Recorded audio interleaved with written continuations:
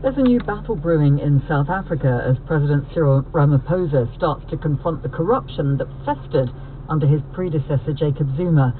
But does the new man have the power to clean things up? As our correspondent Andrew Harding reports from Johannesburg, the first big test of that has just begun.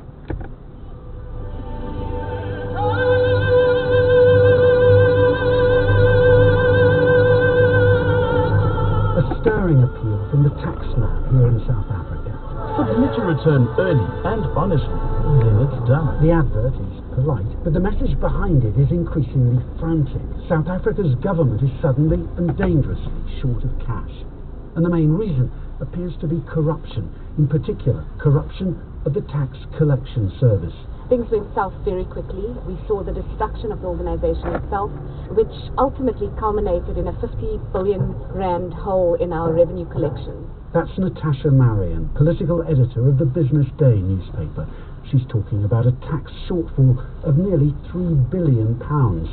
And no, that's not an accounting error. This was corruption. It was a targeted process to neutralise this institution that was doing very well at collecting taxes from really wealthy politicians, really wealthy businessmen.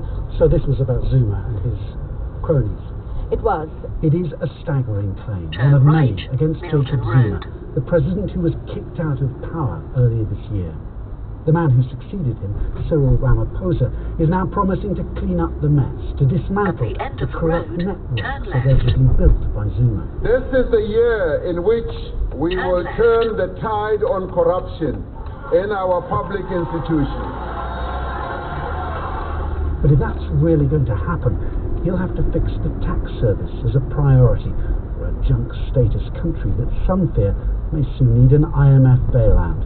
For years, the tax service, SARS, was world-class, a model of transparent efficiency, the only bit of the South African state that comedians like Trevor Noah joked about with a sense of reverence. Welcome to the South African Revenue Service. Press 1 for payments. Second exit. Press 2 for payments. Press 3 for refunds. Just kidding, more payments. Now, President Ramaphosa has ordered an inquiry into SARS' spectacular collapse. It's already underway and is proving explosive. The document is a disgrace. This, for instance, is the inquiry's chairman contemptuously rejecting arguments put forward by the now suspended boss of SARS. The content of the document plays fast and loose with the facts and is littered with abuse, invective and sinister suggestion. We're likely to hear a lot more about the failings of the Zuma era in the months to come, not least when Mr. Zuma's own corruption trial begins in earnest. But the process of undoing the damage to South Africa is not set in stone.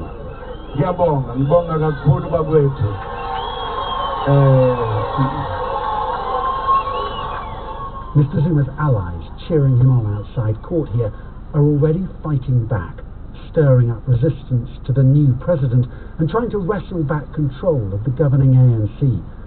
Can they succeed? Please stay clear of turning doors.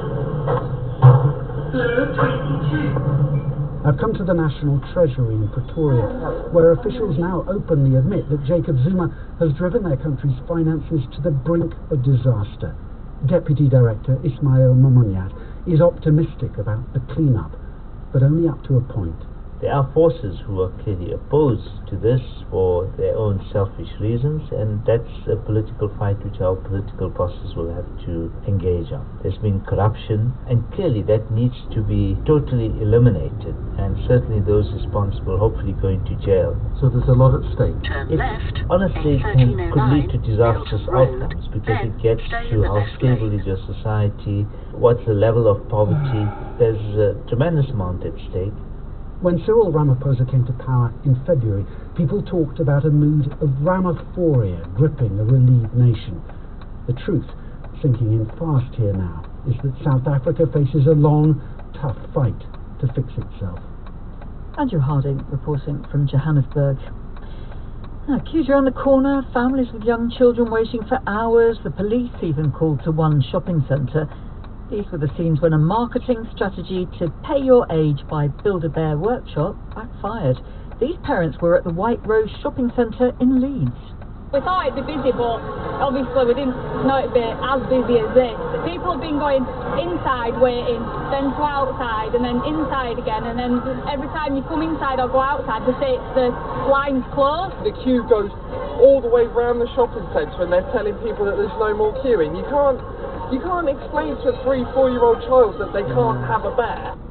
Well, the Build-A-Bear workshop said the response had been overwhelming and unprecedented, offering a child the chance to build a bear for their age at the price of their age. Catherine Shuttleworth runs the marketing agency Savvy and joins us from Leeds. Does this fall into the category of it seemed a good idea at the time? Absolutely. I think whoever came up with this idea in their office thought this would be a great idea. They hadn't just thought what might happen in reality in a shopping centre with thousands of mums, dads and little kids queuing up for this unbelievably good offer. How did they think it would work then? I mean, these bears can cost up to £52, I suppose. So if you say, look, the price of your child's age, you get a bear, is it just that they underestimated the demand? I think they have, and I think they've also underestimated the power of viral marketing. So the way that this has been communicated has been through Facebook in a lot of instances, also through lots of money-saving sites. And young parents are amongst the biggest users of those kind of sites, and they share it immediately with all of their friends and people just like them. And I think they just haven't forecast the demand. And it's not just here in the UK. As the shops have opened in America, they've also got it happening in the States. The same thing's happening over there, because it's an unbelievably good offer. And if you've ever had the pleasure of going to a Build-A-Bear workshop, you need a lot of time and stamina to go there, because it's not a quick experience. So I've got a daughter who has been one of their greatest fans, and we've spent many hours having bears stuffed and dressed in those stores. So the problem is the deal's fantastic, but the time in the stores takes forever, so the queues will just back up and back up. But look, is any publicity good publicity? I mean, the name Build-A-Bear now has reached many more than its usual target audience, and people might remember the name and not why they remembered it. I agree. I mean, I think one of the great things here is that we keep talking about the high street and retail, and that there aren't enough people going into stores and spending money. Build-A-Bear are no different to other retailers. What they've achieved through this activity, whether we think it's good or bad, is everybody's talking about them and everybody wants to know more about them. Are there other examples of where a plan that seemed good at the start has backfired a bit? Yeah, I mean, I think one of the famous ones lots of people remember, although it's a long time ago now, was the Hoover Free Flights promotion, which was when Hoover had loads of stock in their warehouses they wanted to get rid of, so they gave away free flights every time you bought a Hoover appliance. And the deal was so good that you could spend £100 and get £600 of the flights and fly to America, and people were buying the products in stores, leaving them there and just going away with their tickets. Then of course they couldn't get the capacity on the planes, and it cost Hoover £50 million to resolve all of the legal cases that came out of that, which wiped out the 30 million in extra sales that they had. And that's held up in sort of marketing circles when you do promotions, is don't do a Hoover, and think through what your doomsday planning looks like if things do over-redeem. It might stifle innovation though. I mean, presumably Build-A-Bear will recover from this. I think they will recover from this. I think, you know, they've got a lot of unhappy people today. You heard some of them there in the White Rose Centre in Leeds. But what they've got, this deal today, you have to join up a scheme, so they've got a kind of loyalty scheme. And I think what they'll do now is they'll be getting back in contact with all their shoppers, apologising profusely, offering them some money off the next purchase and trying to get them back in again. Catherine Shuttleworth, thanks a lot. Now, next week on Radio 4, there's an antidote to argument. Here's Evan Davis to tell us more. Can we learn much from bonobos? They're among our closest relatives, and they live in matriarchal societies rather than patriarchal ones. We'll be hearing from bonobos this week, briefly, in the first episode of Sweet Reason, as we navigate our way through the thorny subject of patriarchy. A word some find useful, others find annoying. It's part of our mission in this series over the summer to take the heat out of some divisive and emotive arguments, and to see if reason or reasonableness has anything to offer.